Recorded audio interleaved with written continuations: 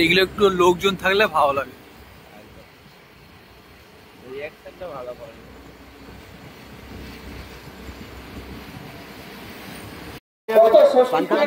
পুরস্কার দিতে পারেননি, আজকে আপনারা চলে আসেন এখানে। আমরা দুটো নাচের পর পুরস্কার বিতরণটা করে নেব।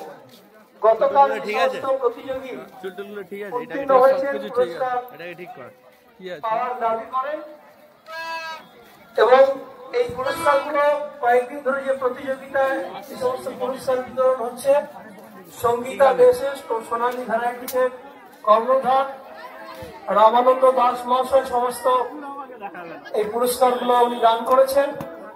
ওনাকে বলবো এবং কমিটির যারা